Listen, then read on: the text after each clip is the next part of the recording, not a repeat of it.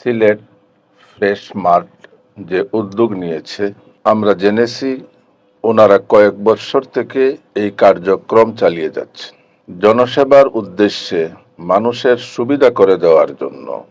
যে কোনো কার্যক্রম যদি ইমানদারির সঙ্গে, আমানতদারির সঙ্গে, বিশ্বস্ততার সঙ্গে চালানো হয়, এটাকে সবাই সাধুবাদ জানায়, আমরাও সাধুবাদ জানাই। সিলেট ফ্রেশ মার্ট ওনারা ওইটা খেয়াল করেছেন। সামর্থ্য আছে কিন্তু সুযোগের অভাব। কেউ বিদেশে আছেন, বাড়িতে তার ছোট সন্তান আছে, সে কুরবানির কাজ চালাতে পারতেছে। তার স্ত্রী আছে, উনি গিয়ে পশু জবাই করবেন, কিনবেন, কষাই আনবেন, এটাও কঠিন।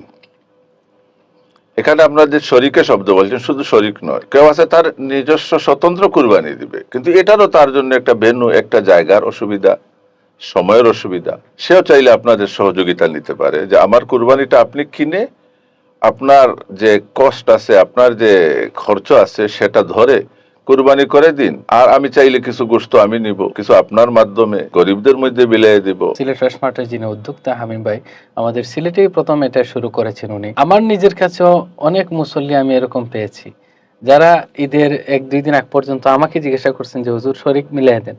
আমি বেশ কয়েক বছর অনেককে কষ্ট করে 1-2 জন মিলাই দিছি। এই সিলেট ফ্রেশ মার্টের যে উদ্যোগ, এটা অবশ্যই প্রশংসনীয়, অবশ্যই উপকারী, এবং খিদমতের নিয়তে যদি তারা করে থাকেন সহি পদ্ধতিতে এবং সকল আমানতদারি রক্ষা করে, তাহলে অবশ্যই তারা ইহপরকালে সওয়াবের ভাগীদার হবেন ইনশাআল্লাহ। সিলেট ফ্রেশ মার্টের সাথে তাদের এই উদ্যোগকে আমরা স্বাগত ও সাধুবাদ জানাচ্ছি। এ পর্যন্ত আমরা যতটুকু জানলাম, তারা যাবৎকাল পর্যন্ত সুষ্ঠুরূপে আমানতের সাথে, বিশ্বস্ততার সাথে এবং শরীয়তের নিয়মকানুন মেনেই তারা কাজ করেছেন, আলহামদুলিল্লাহ। সকল দিনী ভাই বোনদেরকে আমরা আহ্বান করব যে আপনারা নিজেদের উদ্যোগে তাদের ওয়েবসাইট ভিজিট করেন, তাদের বিগত দিনগুলোর রিপোর্ট আপনারা দেখেন এবং তাদের পরিকল্পনার পুরা প্যাকেজটা আপনারা দেখেন। দেখলে অবশ্যই সকলেই বুঝবেন যে নামে মাত্র তারা কিছু সার্ভিস চার্জ নিচ্ছে, কিন্তু বিশাল বড় একটা কাজ তারা আঞ্জাম দিচ্ছে।